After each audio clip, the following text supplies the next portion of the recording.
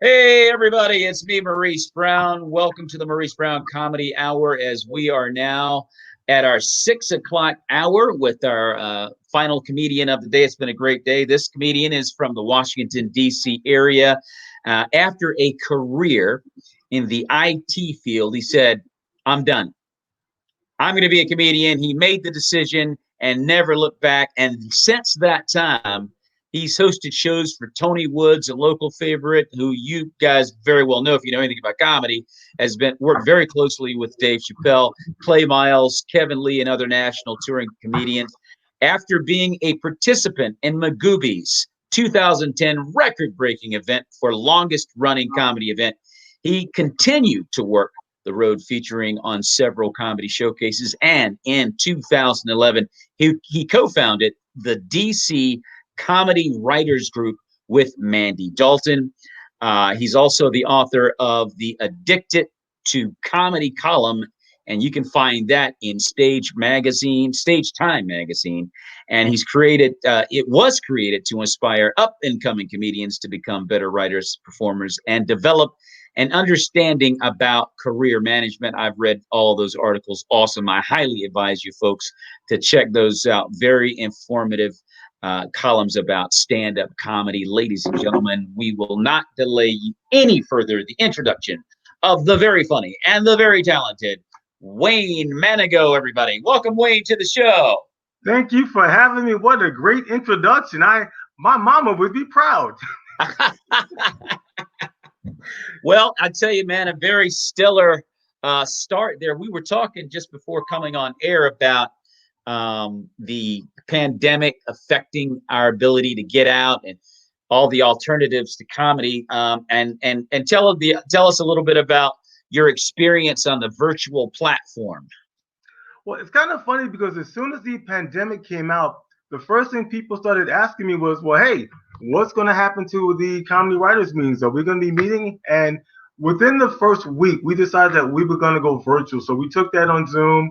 And it turns out that it worked out really well because we had a lot of members who couldn't normally attend on Monday nights due to like their schedules, or they couldn't find parking at Judy's where we meet every Monday, or whatever the case may be. And then we also had the ability to tap into some talent from around the country that knew about us but never had a chance to see what we do online. So we took Right. our live meetings and made them into like virtual meetings, and it's been beneficial to a lot more people. Yeah, and as how about the stand-up comedy part of it, as for yourself? I kind of took the wait and see approach because when Yeah. I heard about the virtual shows, my initial response was a comedian needs an audience to get that feedback to know if he's funny. And if you don't have that with the live, I didn't think that I was able to adapt. And one of the things that kind of caught me off guard was when I saw the DC Improv started switching to a virtual platform, and I've heard nothing but great things about it. In fact, the Washington Post wrote an article about how successful they are using that platform.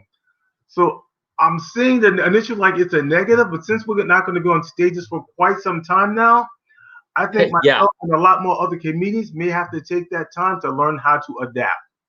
Yeah. Yeah. I can tell you right now, dude, I'm happy.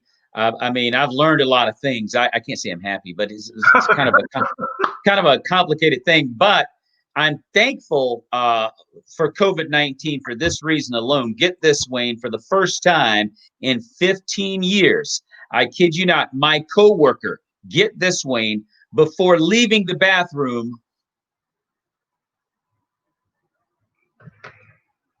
Is that all it took? washed his hands, Wayne. He washed his hands, Yes, which I think deserves a round of applause. absolutely. Because I don't know about you, but I like breathing. I like breathing. I like Yes, that. indeed. It's Yes, very indeed. important. So it's good to see people working on their hygiene. They should have been doing it, but anyway, that's that.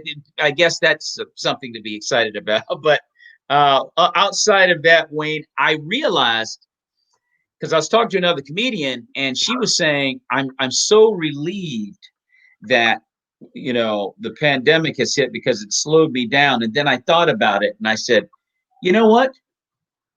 Because I was at a breakneck pace. All of us comics, we're going to the next mic, we're going to the next club. I got booked to do this, yada yada yada. Man, we're at a breakneck pace. Yep. I got to get out. And then when everything stopped, didn't like it. And then when I had a chance to really consider everything, it was like, ah, you know what I mean, dude? It's Yes. like, Yes. man, you had a chance to calm down, even though you didn't want to calm down. You needed to. Yes. Yes, indeed. And then it allowed me the ability to expand my writing library. Like writing became very enjoyable because I had the time to pour into the writing. Mm-hmm. And then it became exciting, man. I'm coming up with all these jokes and all these punchlines and stuff. Had the pandemic not occurred, I wouldn't have been able to do that. Right. And so that's a huge positive. And then the other positive that came along, in my opinion, is that now I can do open mics on Zoom in Chicago, Los Angeles, New York, Atlanta, Miami. Heck, I can do comedy in Italy and Germany. I've met folks from Italy just because of the virtual platform. So it's created a whole other level of things that are at our disposal that were Mm-hmm. not there before. From that aspect of things. Now, Right. clearly, I want to get back out there. Daggone it, enough is enough. I'm ready to get back out there. But it's like, what can you do? So we have to take advantage of what's available until we get back. I mean, eventually we're going to be back. We just don't know when.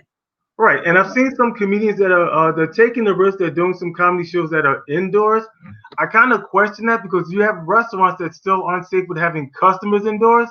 So why would you have a comedy show indoors? And then I noticed there were also some comedians who were doing outdoor shows. Yeah. And I've done those as well in the past. I remember we had one gig where we had to do it at a winery, and the winery didn't tell me that it was going to be an outdoor gig. So Yeah. immediately we had to adapt. And the flip side to that story was also the winery didn't tell me that there would be a lot of kids there. So every comic all of a sudden had to become a clean comic.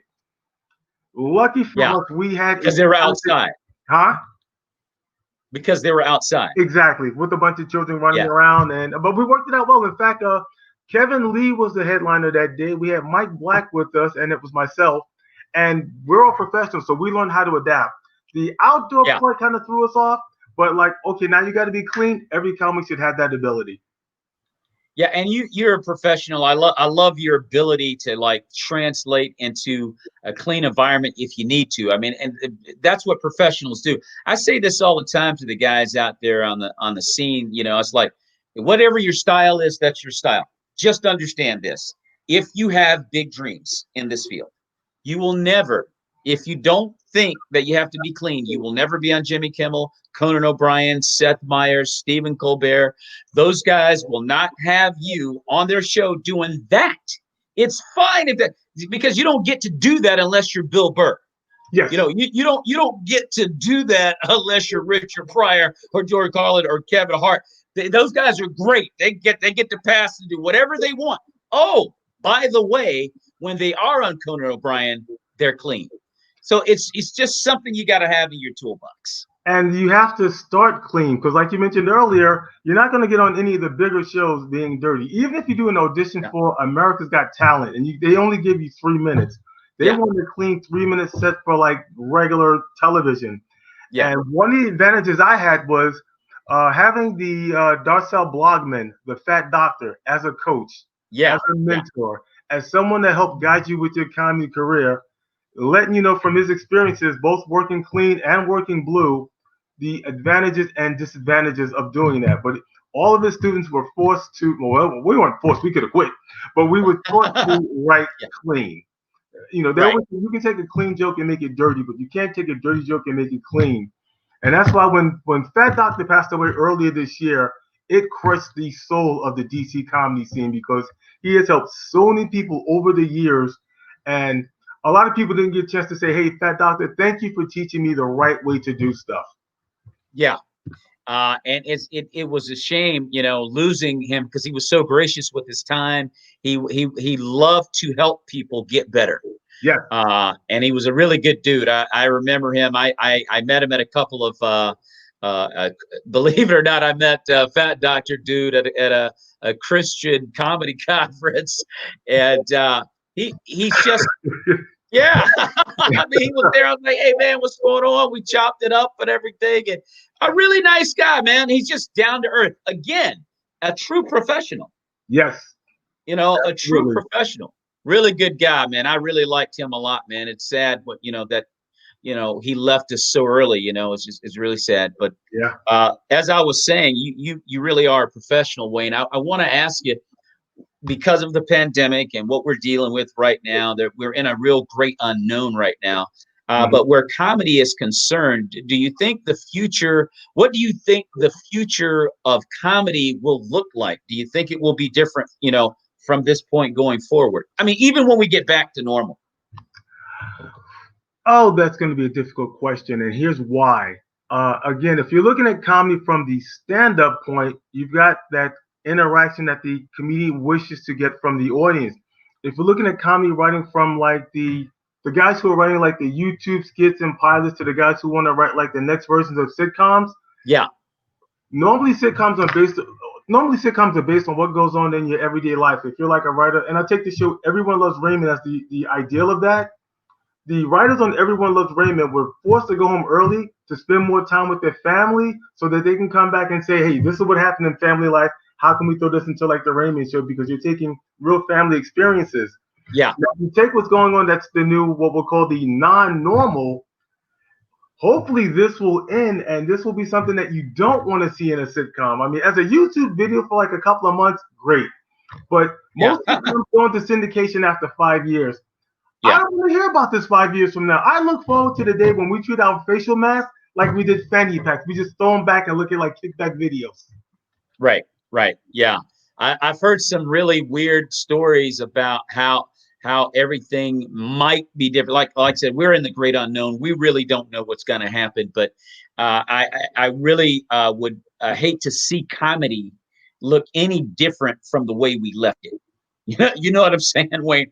I don't want anything about that to change, because it is the Well, best experience that you'll ever get as a comic. it's going to continue to grow, and I'll throw this at you. Do you remember what comedy was like before Lenny Bruce came along? And then Lenny kind of shook up the audiences, and they weren't used to that.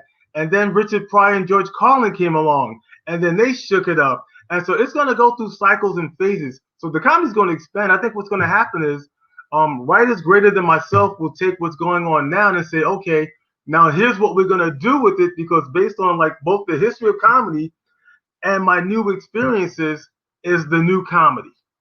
Yeah. Well, and the thing about it is, this political correctness thing about comedy, which is making it very difficult. It's making it very difficult to swim and navigate through those waters. I mean, hey, Wayne, I'm a clean comic, dude, and I offend people. And I'm like, I don't. I was at a show once, man, and I told a joke about my wife had some experience on the highway. It's accident occurred out there, and a dude in a fishnet shirt was running around. And so I made a joke about the story. And for a show I got booked to do. And in the middle of my set, the joke got laughs. And in the middle of the set, the booker, or the person that booked me, came onto the stage.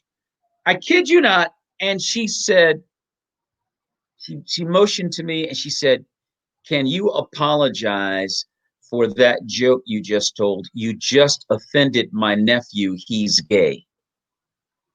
Tough. Do you believe It's a that? comedy show. Tough. And you being a And and clean comic, and definitely tough. and guess what else, Wayne? He was But wearing a fishnet shirt. all he needed was that is to have Mars Day in the background singing his hit song Fishnet, Black Panties on. You remember that song? Oh yeah, but Wayne, who goes to a comedy show with a fishnet shirt on? You're asking for it. Now, I didn't even see him. Hey Wayne, I didn't even know it was there.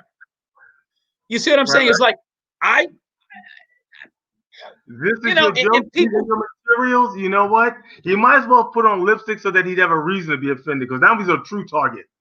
Yeah, yeah. Well, I just shared that story because it's becoming like a real uh, a roadblock or a speed bump for comedians, this political correctness stuff. I mean, Jerry Seinfeld said he will never do another university because of the PC environment.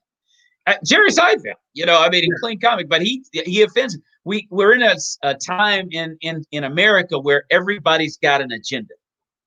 Agreed. And you go back to Richard Pryor. I remember in 1977, I think 1980, he did live in concert. And I was at the stop. This is the antebellum South in North Carolina. I'm at the stoplight with like 6 of my buddies in a station wagon listening to Richard Pryor live in concert, laughing our heads off at the light. Yep. And these good old boys come up beside us in a pickup truck. I mean, and guess what? They're listening to the same album. And then we kind of like looked at each other, and we had like a moment of laughter together because we were just laughing our heads off, right? There's that bond, exactly. And we had like a moment of bonding, right? And then of course, then we drove off into our old worlds again. But it's the unifying balm of comedy, dude. And it was at a time when Richard Pryor and George Carlin and all these different dudes were talking about every freaking thing, and nobody got mad. Nobody got mad. That's the thing that's interesting to me about that. Nobody got mad because it was realer than real. Yep. And now you can't say anything. But it's like you said before, it's like Lenny Bruce. Lenny Bruce kind of started this thing. He opened up the Pandora's box of comedy, and it just took it to another level. I guess things go in cycles, I guess. Yeah, and a quick funny side note, you mentioned about the Richard Pryor Wanted in concert.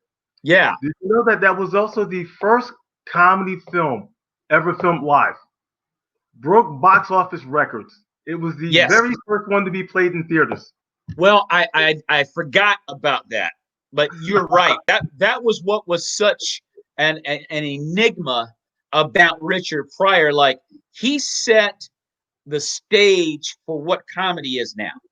Absolutely. I mean, and if you have to look at one of his disciples, I'll give you Andrew Dice Clay.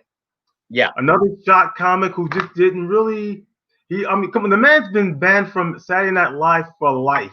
That's how offensive he was on stage.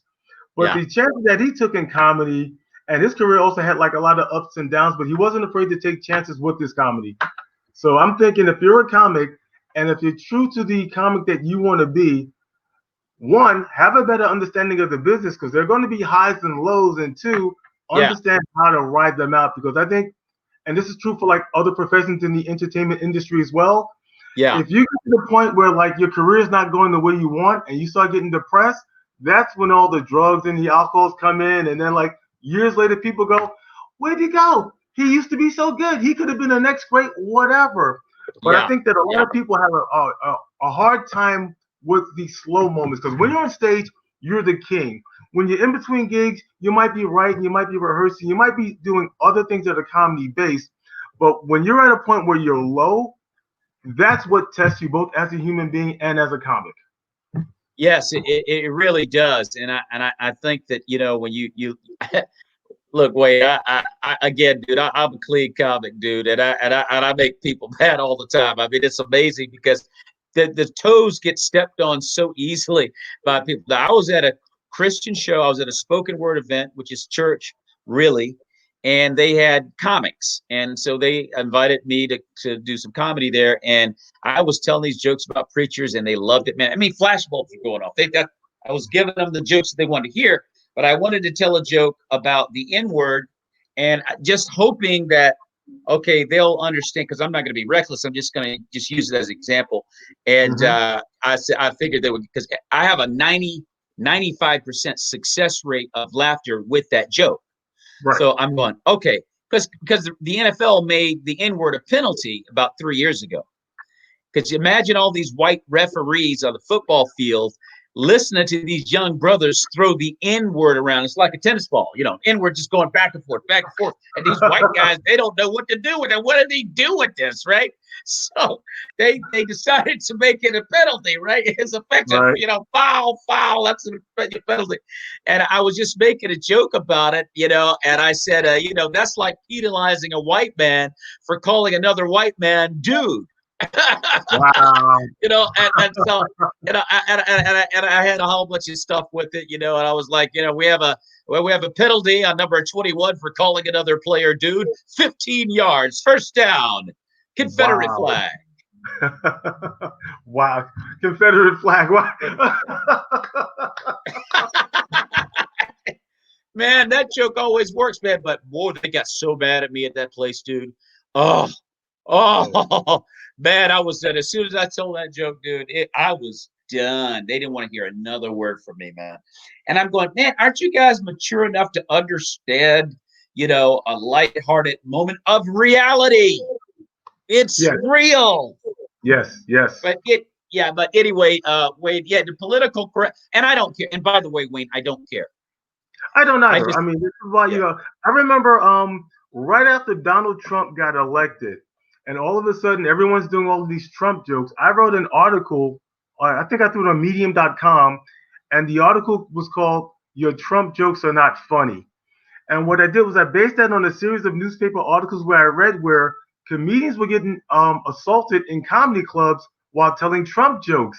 And what I whoa, did in that article is I explained that, we've got a reality that we're dealing with. When people come to comedy clubs, they're trying to get away from what's been getting on their nerves. And if that's part of that is like their political upheaving or whatever, fine. So you're taking all my anger about Trump and politics and government.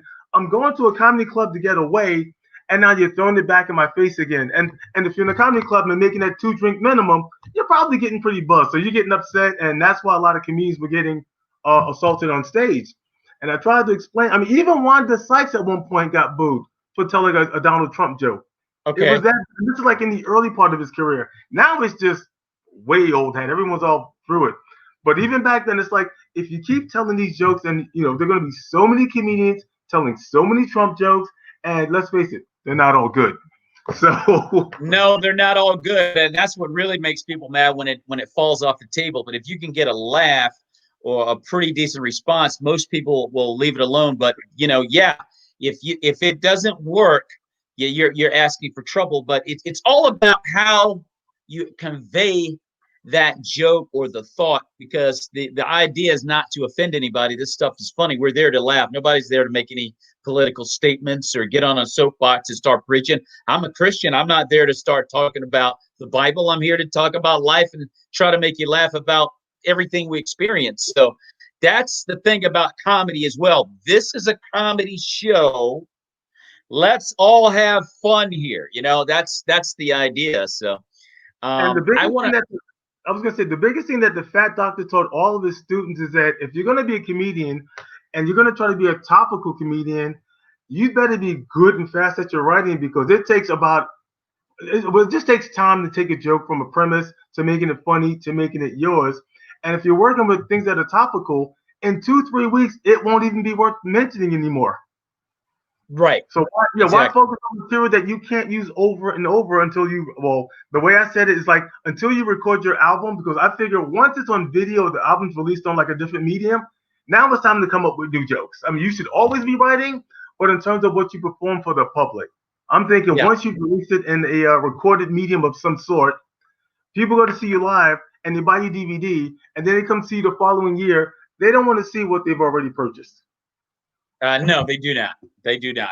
And I want to ask you this, Wayne, as the host, you and Mandy Dalton of Yes, the DC Comedy Writers Group.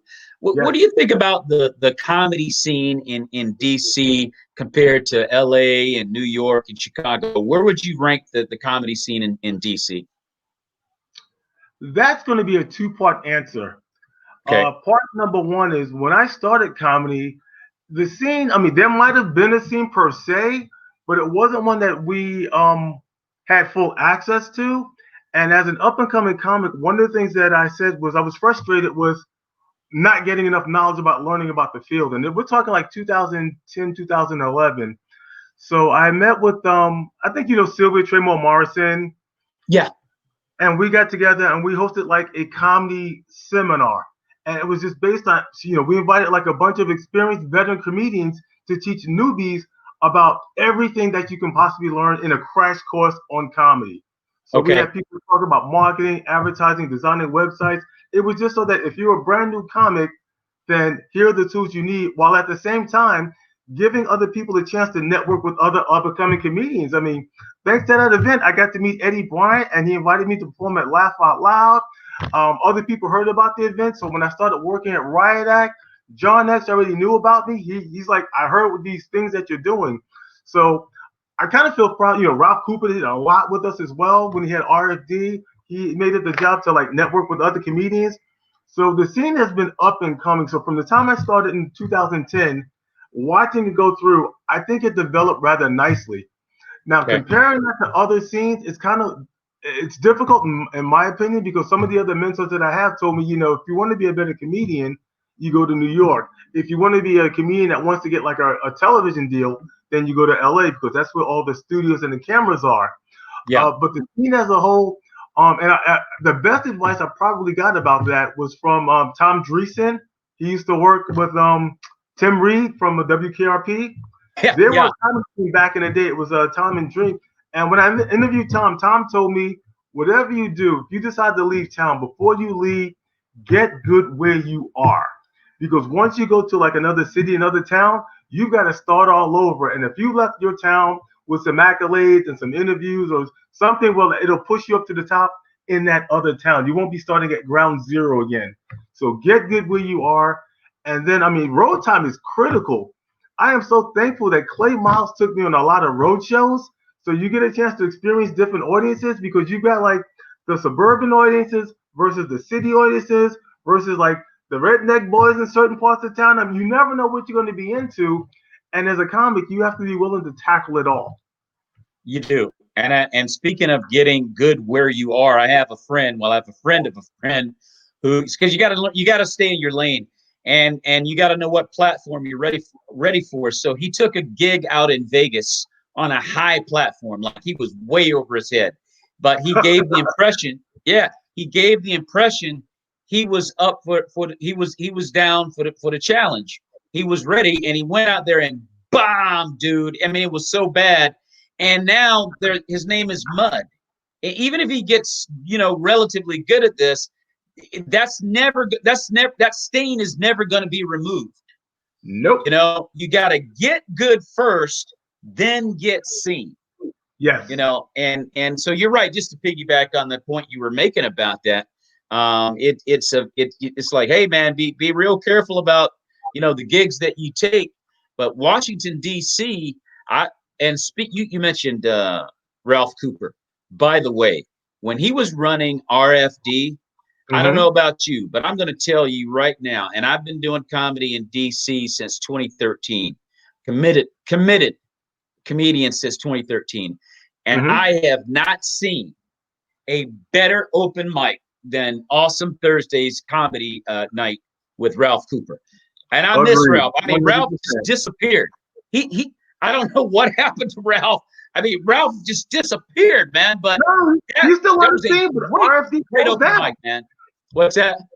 He's still on the scene, but RFD closed down. What are you gonna do like when your venue closes? If you're running a scene and you don't own the room, you Okay. gotta.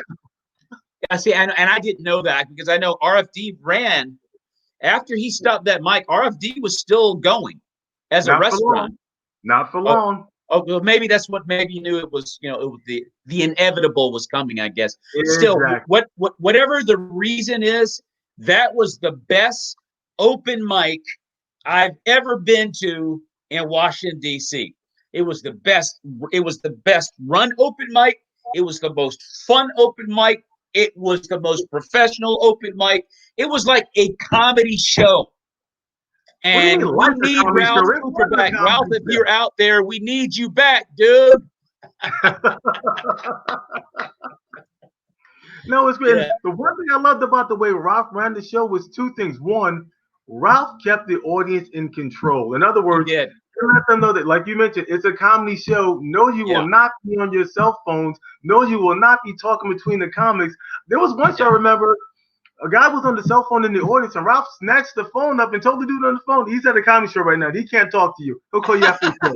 Like, it's things like that that makes that show legendary. But also, Ralph was like me in the words of like, he wants the comics to communicate and network with each other Yeah. because in this field, word of mouth is everything. So if I've seen you live, we work together. Like even when I was booking shows, Yeah. if I didn't know a comic, I'd go to RFD and watch him. And if I liked them, I go talk to them. Hey, you know what? I've got this show here. I've got this show here. Here's the amount that I Yeah. can afford to pay. Are you willing Yeah. to participate? And having someone like Ralph vouch for me and for the other comic meant Yes. that whatever happened at that next show, I know it's going to be quality.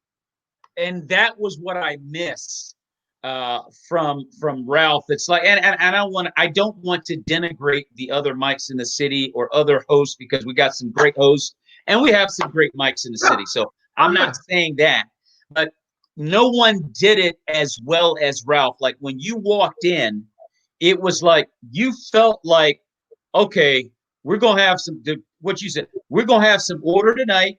You felt like you were you what you had to offer was valuable and that you were going to get nothing but respect from the audience because he was going to demand it. It was just a great vibe you got from Ralph, man. But I didn't want to go on too long about that. But he was just a great host. Great host. And don't forget also, he was also a great motivator and mentor because before every show, he would put all the comics into the back room and give them a pep talk too. Yes, You forgot I about remember that. Yes. I remember that. It was very direct. It was very clear. It was very authoritative, but at the same time, you respected him rather than resented him. You know what I mean? It's like you just had to respect Ralph, and Yes. so I just wanted to say that it's just a kind of a really interesting to me how someone that good and effective, just kind of like not there anymore. I just miss Ralph being around, man. But he's working on something. Ralph, he's working on Yes. something, man. Yes, there's something in the lab, brainstorming way in the back. Yes. So Wade, you were in the IT field, dude, and from what I know about IT, it's a pretty lucrative occupation, especially in 2020. Tell us a little bit about just how you got started in comedy. Oh, that's a fun story. Because like I said, I've been doing IT for almost 20 years, and even in DC, I was working for an agency. When that agency laid me off and I had time to kill, I was hosting a barbecue in my backyard, and I had my little camcorder. I'm going around, I'm making jokes. It's like an improv movie for myself.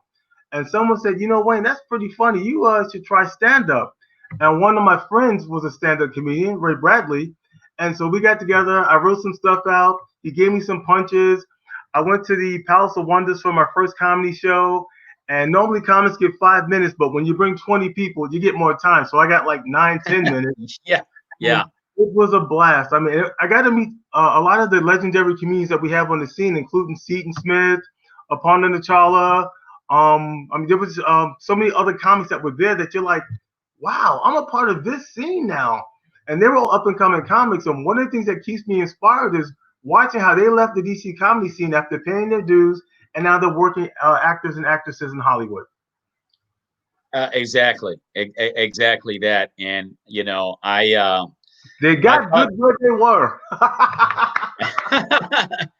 I thought it was just amazing how you just said you ditched the field and you went for comedy and you never looked back. And I think you should be commended for chasing after your dreams, man.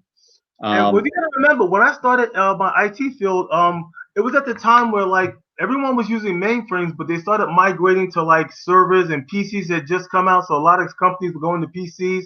At the time, mail was out before they had like mail distribution servers. I mean, we're talking about the PC side of IT in its infancy. So you're always on call 24 hours. You got to be there when databases are crashing. You got to work on backups and restores. I mean, it was one of those never ending, always on call, 24-hour jobs, and eventually Yeah.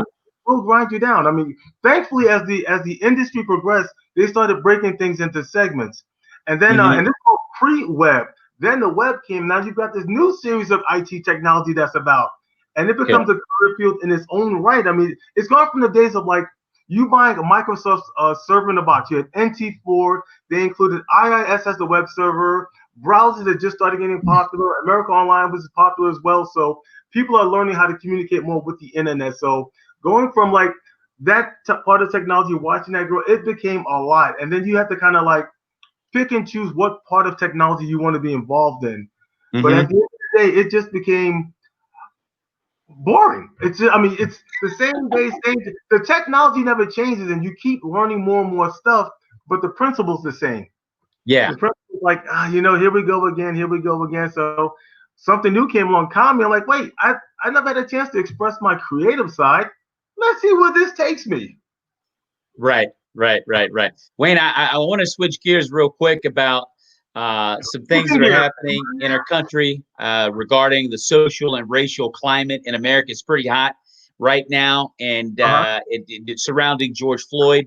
And in fact, not only is it pretty hot in America, it's actually affected the world's. Even the world is appalled with law enforcement's behavior in the United States. Do you think with the protesting that's going on and the Black Lives Matter and all the different things that are happening in response to it, do you think it will lead to a positive, effective change? It has to. I mean, one of the things I saw, one of the protesters had like they had, everyone's out there with their picket signs, and Yeah. this protester had one that said, "You effed with the last generation," and I'm like, Wow. wow, these kids are taking it seriously. And one of the things we have to our advantage now is the history of what happened during the civil rights movement Uh-huh. and the amount of support we got from all races. So now you've got Yeah. like the racists from the racists from the past and their kids who have grown up like with the mixed generation. So we're not talking about kids who grew up in Jim Crow. Well, we've got like No.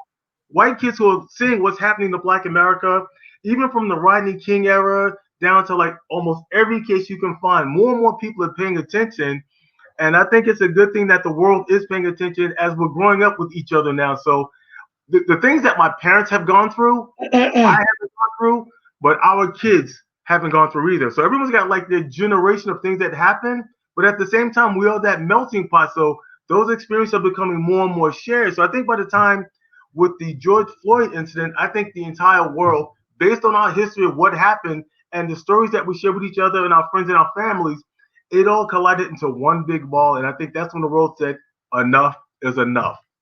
And that's why Yeah. after the George Floyd thing, and then the rest of the world goes, well, wait, we've got these problems too, and we can all identify with what's going on. So everything from like, I mean, there were people in New Zealand protesting about police brutality. And it's something Yeah. you hadn't heard of before. All of a sudden, it's part of their daily news now because they're showing that we've all got the same issues that we have to tackle and address. Yeah. So I think based on the history of everything that happened in the civil rights movement, those stories that we share with each other and our kids, to like that moment where it became, you know what, it's no longer something we can ignore. It has to be discussed, and it has to be discussed now. I mean, when I saw the tape, I cried because I thought, first of all, I felt bad for myself thinking, okay, we're gonna watch just another video about police brutality, and normally it's like a minute or two of the clip, and you go, you get angry and upset. But to Hmm. watch a man die on camera Yeah. and no one do anything about it, I mean, that's when it's like it hurts, and Yes. everyone is still hurting from it. Because you got, I mean, thank God we've got technology these days. Can you imagine how many things that were undocumented? I'm Oh my sure gosh. those Yeah. are hundreds of thousands, possibly millions. But before technology, I mean, we're lucky we got the Rodney King camera. Who had the camcorder back then? Because they were expensive back in the day. Well, yeah, I mean, Rodney King was video recorded on a camcorder. Some rich white dude had the camera, and he was like, "I got to get this," because they beat the living snot out of Rodney King, and two things came out of that video: uh, the fact that we got police brutality, and Love Boat is powerful. Yes, yes. But but Wayne, I got to tell you, dude, there's no question about that. But I got to tell you, like my son, for example, his mother is Brazilian, so he's a mixed kid. He's 21. Mm-hmm. He's got a white girlfriend. Okay. Went down. Now I want to get into the question of educate, right? So he goes down to Daytona with his girlfriend for a week. They come back, and I called him and I said, listen, don't stop in South Carolina and Georgia on the way back up, because I had heard some crazy stories about some racial incidents that had gone on in those two states, them being very difficult states anyway. And Yes. so he told his buddy, Italian guy, and he was like, didn't understand why I told him that. And my son said, "Hey, yo, man, my dad's black and I'm black too." So he was telling me what he needed to tell me, right? So I'm getting back to the word educate. A lot of people say that people need to be educated. What's your response to that? Hopefully, we won't have to produce another Green Book. You remember the Green Book when black people had to travel and they could only stop at certain establishments created by other black Yeah, people? yeah, Hopefully, we won't have to go back to that. I mean, yeah, and again, this is where technology comes into play. So if something does happen, someone's going to record it and there will be exposure to it. I mean, one of the things that I've noticed now is all of a sudden America wants to change everything at once. Confederate statues are coming down, they're banning Confederate flags, and you can't make these changes overnight. But the fact that so much has happened, that people are realizing that we have to sit up and address these issues. So I would say to that, if and that's not going to change overnight. So if you're coming from Florida to, and my parents are in South Carolina, I've been lucky. I've not had problems there. And I'm like the guy who goes to like the rock and roll clubs, and I'm in the mosh pits dancing. But if I go to a bar and I see a Confederate flag, the first thing I do is examine the people in the audience. I ask myself, am I safe? Is there something yeah, that I shouldn't be here? Because that symbol means a lot of things to a lot of people. And just like they canceled the Dukes of Hazzard reruns because they're like, oh no, it had the General Lee and it had the Confederate flag on it. And that flag had nothing to do with what people are going through today, but because it's a symbol for some people, it's like their way of saying this is what represents me and my culture. Some of it's a good culture, some of it is a bad culture. The yeah. biggest problem is you don't want to stick around to find out which story it is. No, Because no, no. You don't want to stick right, around. You don't want to right. stick around and find out about that way. Right. Are Uh, you a good Confederate flag guy? No, you don't want to wait for that answer. well, I just wanted to touch on that briefly. I appreciate you responding to that, Wade. Let me shift gears back into some comedy. Different year. I want to. How do you handle hecklers on stage, Wayne? I don't get them. But normally with a heckler, I mean, I think well, and this goes back to like what Rock would do. Rock would insist that you don't heckle the comedians because if you do, then they can just go full blast on you. Yeah, I And remember so that. if you're the MC of a show, it's your job to remind the people not to heckle the audience. Now, when you are heckled, and I saw this many times where like comics weren't prepared to be heckled, and when it happens, it's kind of embarrassing. So I kind of go for the juggler. I go for the throat. If someone wants to heckle me, I'll definitely just go into them. The most important thing I learned about heckling, though, is that you never give that other person the microphone. You got the voice, you got the power. No matter what they say, you got the one arsenal that they don't have that you can say that will stop any heckler. Yeah. Security, and get them out. Well, that doesn't usually happen to me either because I catch them before they get going, and I'll go, yeah, but hold on, dude, you got to hear I got you. That's a great, but check this out. There's more, right? I'll say stuff like that. And they'll usually go away because most hecklers, they think they're helping anyway. They don't. They're not like me. They've been drinking. They get excited. They think, oh, they're just all in, and it's like, all right, dude, and they'll go away. But one time, I try to be nice to these guys, but one time I had no choice because this guy he was just drunk and he charged the stage and he stopped like about 5 feet before he got to the stage. And I said, oh man. And I said, folks, don't worry about this guy. He's a little excited because after the show, we're going to go chase Pokemon. It's okay. Right. Yes, And yes. everybody laughed, man. And he was embarrassed. He sat down. But and that was just that was even mean. but it happens. You just have these shows where they come out, and you, as a comic, you wonder how you're going to deal with it. But what about bombing? What is your worst bombing experience, Wayne? Oh, worst bombing. It also happened at RFD. Well, it wasn't my bomb, but I had to recover from that bomb. So what Okay. happened was a guy got on stage and he made these 5-minute jokes about like hitting women in the breast, right? And it's like, like sexually. So, and it was a dead 5 minutes. It was one of those nights that Ralph wasn't working, so whoever was hosting didn't address it. So to win the audience back, I had to address that joke and then like win the audience back, which I did. But the downside was I didn't realize at the time that it was being taped and placed on YouTube. Oh, About 3 months later, I applied for a position to teach kids comedy in Maryland. And 3 days before I was supposed to start, they said, we can't hire you because you're a dirty comedian. I said, what are you talking about? And when they said they saw me on YouTube, I'm like, I've only got 2 videos that I saw. And I'm like, wait, they taped that? It was live? What? oh man. So yeah, Wow. and again, I got them to take it down eventually, but it was one of those things where I had to address the audience based on the reaction of a comic who bombed ahead of me, and even though I saved the show, in the long run, it kind of bit me in the boo boo. Yeah, yeah. But it happens to everybody on some level. It's just part of the game, and I tell comedians, because a lot of people, when they see us up there, they go, "Oh, I can do that," and I'm like, "Go for it." I don't explain that it's a process. I just let them go for it, because you will find out whether or not that's easy immediately.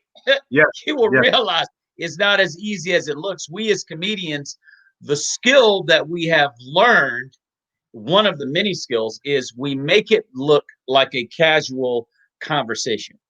yes, You know, absolutely, we make it look that way. And it's the furthest thing from the truth in preparation. It absolutely. takes work, and it takes a lot of failures and rewrites and retries and all of that till you get it to where you want it. And so I always tell people, "Oh, go for it, man. Give it a shot. Yeah, sure, man. It's not that bad." And they'll find out very, very, very quickly whether or not they ever want to do it again, Wayne. Yep. And So that is the advantage of having the DC Comedy Writers Group, because you've got a bunch of people who are experienced and a bunch of people who are novices and a yeah, bunch of people who are just fans of comedy. yeah, So if you say like, I'm going to come up with this premise, we'll kind of help you with that premise. Or if you got a joke that you think you might have written, depending on like how far that other person's comedy knowledge is, we'll tell you, no, you sound too much like so and so, or that joke came from Wild Man Steve. You probably got it from your mama's records back in the '70s, or it's an overrated joke, or no, I've seen it. I've seen a girl. She went on stage and she thought she crushed it, and I told yeah. her the album and the track number. I said, go home, look this up on YouTube. She didn't Yeah. realize that she stole that joke. So Wow. a group like ours, if there's a joke that even people think that's remotely close to someone else, we'll suggest, check this out. You might sound like a little too much like Doug Stanhope. You might want to see where this is going, because Yes. there's a lot of resources out there. But sometimes just growing up, you might have heard a joke, not know where you got it from. You thought it was yours, and it wasn't. Yes. Wayne, let me ask you something about our brethren right up the Beltway. How would you compare comedy in DC with Baltimore? I love Baltimore, and this is why, and especially when T. Brad was here. T. Brad Hudson, he had the show with High Tops. What I loved about that is T. Brad had that same charismatic attitude that Ralph had. He made sure that the comics got to know each Yeah, other. yeah. And the thing with High Tops is it was kind of a different show because it was a bar, but it was a bar show. And Okay. as a bar show that started late, people tend to get rowdier, and it's a good way to see if you've got like the stamina to continue with it, because Yeah, it was a fun audience, but you had to win them over, and you had to win them through comedy. yeah, yeah, So if you weren't funny, they'd let you know. But T Brat was also gracious enough to say, you know what? Go home, practice some stuff, come back. He'll never like go, oh, you just stunk. You need to go away forever.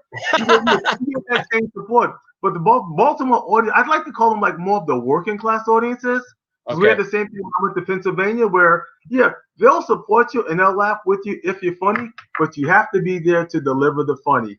They're not Yeah, as forgiving as the RFD crowd, but they're like, oh, it's his second time up. He was cute. No, they won't boo you off the stage, but they'll give you the look like, That all you got? Yeah, That all you got? But they yeah, weren't that bad. And the other thing I loved about the Baltimore shows, especially with T. Brad, was he had this thing where everyone would have to go in a contest. It was called 30 Comics, One Cup. Where instead of just being a stand up, you were doing your stand up in some type of outfit. And what I loved about that show is it gave comics the opportunity to learn how to create characters. So instead of just being your normal self, you would be a different character that you created. And every year I was a different character. I went one yes. year I went as the ghost of Easy E, the rapper. One year I went in as the son of Andy Warhol. One year I went in as the bottom chef. One year I went in as a DC bus driver. I mean, you just keep coming up with characters. And I think that helps because even if you start, you may not know where your comedy career is going. But if you decide, hey, you know what? I want to make YouTube videos based on something. Now you've at least had some exposure and some development on how to create wacky characters. Because if you look Yeah. at every sitcom, there's probably a wacky character in it. Oh, there's definitely a wacky character, just like the dude in the Fresh Prince. You know, Will's little cousin. I mean, it didn't get wackier than that. But Yes. the thing about Baltimore and DC, and one thing that I've heard from and I came to find out that it's true, and I'd love to hear your response to this. But a lot of comedians a few years ago were telling me, "Oh, hey, Maurice, you got to go up to New York, you got to go up to Philly, you got to go up to Chicago. It's just so much easier to get laughs there, you know." And I'm like, they thought I was a boss up in New York, you know, things like that. I've heard a number of comedians say that. And I went to San Diego and I went to Miami, and I must admit it was easier to get laughs there. I think the audiences in DC are, and no disrespect to other cities, but I think you have a smarter audience typically in Washington D.C. where you just can't serve up crap. Like, you gotta write a solid joke in D.C. more so, it seems to me, than in other places. Do you find that to be true? I agree. I definitely agree with that. And I love how you mentioned like you were going to other places as well. What I Yeah, love that you also didn't mention is like if you're going to be a comic and doing the road stuff, road time gets expensive. So if you're going to yeah, all these different cities, a lot of comics may not be going to those cities because they can't afford to go. I mean, a bus ride from DC to Philly, from DC to New York or even Philly is generally $20 each way round trip. But if you start including other cities, cost of gas, open mic versus like paid shows, and if you're still building your reputation, building it initially it's a bit of work in terms of like what your finances are. So you may right, be going for the laughs, and that's why it goes back to get good where you are first. If you're funny here, then you can learn the other cities. But right. get good where you are. I was in Miami. I don't know if you've ever done comedy in Miami, but I was there the early part of the year, and I was there for about 2 weeks. You know, we were on vacation, and my wife said, "Hey, go do comedy, do your thing." She gave me a pass to go out every night, like every night, and I had a great run because I don't go out that. I mean, I go out once a week, but I mean to really get good, you got to go out a lot more than that. I've never been able to go out much more than that. So that was the first time I went out like 8 nights in a row. Yes. And I had a great run in Miami, but I also found the scene there easier. People are in a festive mood all the time in Miami. Everybody's having a good time, It's and Miami. How can you not be how festive? can you not? You know what I mean? And so it wasn't that hard to get laughs there. And like I said, I was in San Diego as well, and it wasn't that difficult either. But when you're in DC, dude, you better give them something. It better be good. They're Yeah. not gonna give you any freebies in DC, dude. Nope, nope, nope. And to split that hair even differently. So you've got like the mainstream clubs in DC and you've got the urban clubs in DC. Yeah, And you work them both. Because I've learned that, if you're working with a predominantly black audience, it's even more of a struggle to get a laugh because they've got their mindset on a certain something. It's like, you know what, this is the comedy we've seen in the past. This is what we expect. And I yeah, remember reading about when Dave Chappelle started, he was afraid to do urban rooms because he felt that he couldn't meet up to it. And he learned that once he conquered that, then he could do anything. I mean, next he's at the Apollo. But yeah. you can't be afraid of any audiences. The key, in my opinion, is learning how to understand an audience. I remember Bingo, I did shows at bingo. golf resorts, And one of the things I learned when I did shows at Golf Results is, comedians always make jokes about being broke. Those jokes weren't funny to them because they've all got money, and I got pity instead of like laugh. They're like, oh, he's broke. You keep telling that joke while I check my stock portfolio. You done with the poor joke? Okay, I'm back. You know? So Yeah. knowing the audience, and there's a good thing I was the MC, so I really got to play with them a lot. Know the Yes. audience, know what to prepare for. I mean, that's one of the reasons I've been trying so hard to break into corporate comedy before this all broke down. Because as a clean comic, if they have like their gatherings and functions and they need someone to be that motivational speaker with a humorous spin on it, then I'm that guy. That's what I've been Yeah. working for like the last 5 years. So, but you know why? Well, one, it pays better. Two, you don't have to deal with the drunken hecklers because if it's corporate comedy, they're there. They're there for you. They're there for a reason. Well, and I like what you said about it comes down to just understanding audiences. I saw Bill Burr do an interview when he about a tour he did in Europe, and he said just about everywhere he went in Europe that everyone was open to his. They understood his jokes, and he pretty much killed. But he got to Amsterdam, and he kind of struggled in Amsterdam and I guess Eastern Germany. I don't know what part of Europe he was in, but he said he struggled, and he said he didn't understand that crowd. He said they were like Mr. No, what he didn't say that. He said that they were trying to solve the problem in the joke rather than laugh. They were like, "Well, why don't you just say you're sorry?" Oh They were wow! trying to they were trying to help him figure it out. But no, audiences are different. You can't be afraid. I did a deaf comedy jam room in Woodbridge, a place called Babylon, run by Laugh and Lenny. And I went over there, man, and it was that straight up urban room.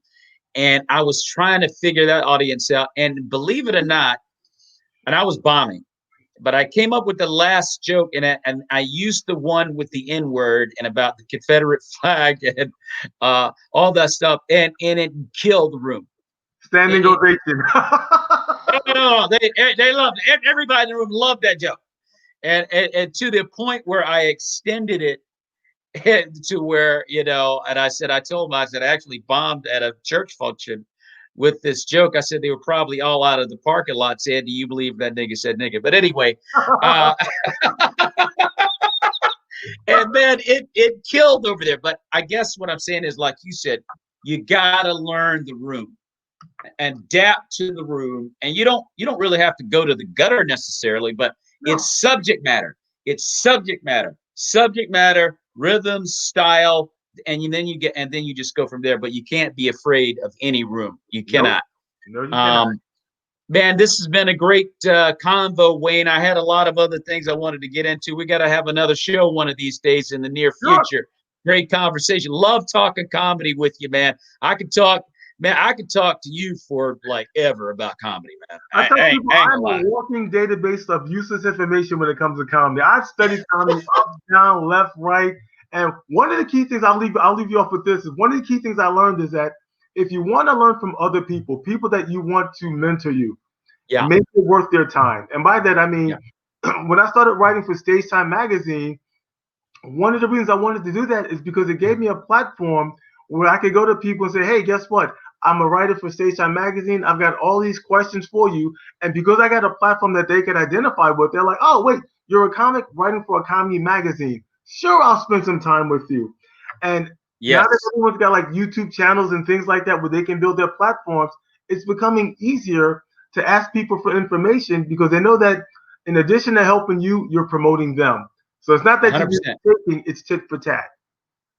Ladies and gentlemen, we've been talking with the very funny and the very talented and the very smart Wayne Manigo, not only comedian, but also host of the DC Comedy Writers Group that meets every Monday and because of the pandemic, currently on Zoom. Is there a link for that, Wayne? Well, no, we actually keep the link within the Facebook group. If they want to join the Facebook Okay. group, they can see the link. The reason we keep it private is because the way the way Zoom has been bombarded with imitation people and whatnot. So it's open to anybody, but you got to be in the Facebook group to receive the actual link, and that changes from week to week. Okay. Got it. Got it. Ladies and gentlemen, Wayne Manigo. And don't forget, Thursday, I'm going to be on the Old Head Show on with Mark Palchik and Blair Postman on Zoom coming up this Thursday at 8 o'clock. It's called Comedy at the OK Boomer Corral. Just a bunch of old heads getting together and have a little bit of fun. Check us out at 8 o'clock on Thursday, August the 6th. And also tomorrow at 12 o'clock, we got Karen Abercrombie. By the way, Wayne, who was in the film War Room. I don't know if you've ever seen War Room before. Not yet, nope. But a very popular Christian faith-based film, did great at the box office. So she's going to be on the show tomorrow at 12 noon. Wayne Manigo, everybody. Wayne, thanks for being on the show, man. God bless you, brother. Thanks for everything. This was great. Yeah, and let's definitely stay in touch, man. You stay safe out there, Wayne. You do the same. All right.